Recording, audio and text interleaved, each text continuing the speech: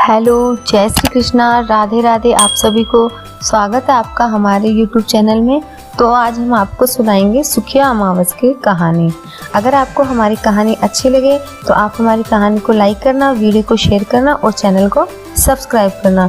और अगर आपको और भी कोई कहानी सुननी हो तो प्लीज़ आप हमें कमेंट बॉक्स में कमेंट करना ताकि हम आपको कहानी सुना सकें।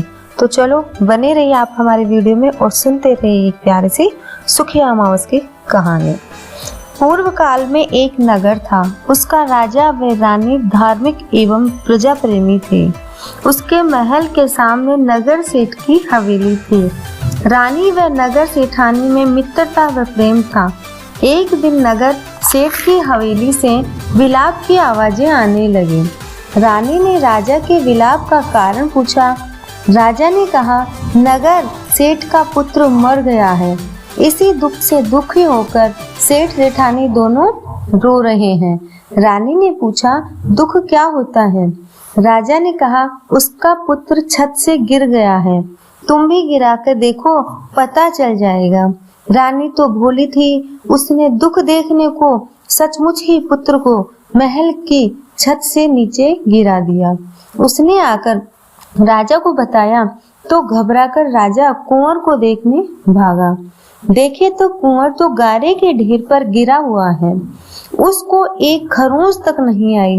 रानी अपने कुंवर को देखने नीचे आ रही थी कि कुंवर तो सामने से आता देखा।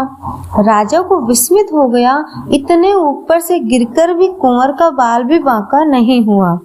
रानी ने राजा से फिर पूछा, कहिए न राजा जी, दुख क्या होता है? हाथ पकड़कर कहा, बताइए ना। राजा को क्रोध आ गया। उस समय राजा के राज्य पर पड़ोसी राजा ने आक्रमण कर रखा था। राजा ने सेनापति के साथ सैनिक भेज रखे थे। राजा ने कहा, ठीक है, मैं युद्ध में जा रहा हूँ। दुश्मन के हाथों मरूंगा, तभी तुम दुख से रूबरू होना। तभी तुम्हें दुख क्या होता है ये पता चल जाएगा। राजा युद्ध में चला गया। दुश्मन मजबूत था। इसी से निश्चित मृत्यु मानकर राजा युद्ध में गया था। किंतु माता अमावस्या और शिव भगवान की कृपा से वह युद्ध जीतकर घर आया। अब तो राजा भी विचार में पड़ गया कि रानी को दुख का एहसास दिलाने को युद्ध में गया था, वह भी जीत कर लौट आया। अब रानी को कैसे बताएं कि दुख क्या होता है? इसी समय रानी राजा के पास आई। जीत की बधाई देते हुए फिर अपना प्रश्न दोहराया। राजा हैरान परेशान कैसे बताएं कि दुख क्या होता है? वह किस प्रकार रानी को दुख का एहसास दिलाए? राजा ने सोचा, क्यों न रानी के सामने ही उफनती गंगा में कूद पड़ूं, तभी रानी जानेगी कि दुख क्या होता है। रानी से कहा, गंगा यात्रा की तैयारी करो, वही तुम्हें बतावेंगे कि दुख क्या होता है। रानी ने राह खर्च के लिए सामग्री, मेवे, मिठाइयाँ, खाना इत्यादि का प्रबंध कर राजा को सूचित किया।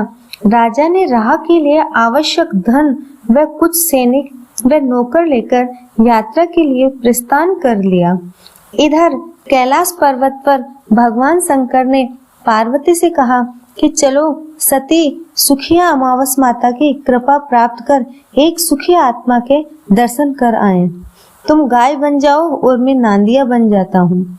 सो दोनों जने एक बावड़ी के पास घास चरने लगेंगे। तभी राजा रानी की सवारी वहां आई। रानी ने छाया व बावड़ी देख वहीं विश्राम और जलपान के लिए ठहरने की इच्छा प्रकट की। राजा ने जी बात मान ली। जलपान के बाद मुंह हाथ धोने की इच्छा से राजा बावड़ी पर गया। तभी गाय बनी पार्वती ने शिवजी से पूछा, इस रानी को दुख देखना है, किंतु दुख इससे दूर भागता है, इससे मिलता ही नहीं है, ऐसा क्यों? राजा ने गाय व बैल को मनुष्य की बोली में बात करते हुए सुन लिया। बैल रूपी शिवजी ने कहा, सती, यह रानी पहले जन्म में ब्राह्मणी थी और सुखिया अमावस का व्रत करती थी। उसके प्रभाव से इस जन्म में रानी बनी, सुख भोग रही है, दुख इसके पास भी नहीं फटकता। देखो, राजा गंगा में मरने जा रहा है, पर सुख अमावस माता के प्रभाव से मर नहीं सकेगा। राजा ने जो ही गंगा में कूदने की कोशिश की, तब भी सुख अमावस्या ने आकर रोका। राजा जी, यह क्या करने जा रहे हो? तो राजा ने कहा कि मैं गंगा डूब मरूंगा, क्योंकि मेरी रानी दुख क्या होता है जान ही नहीं पाती।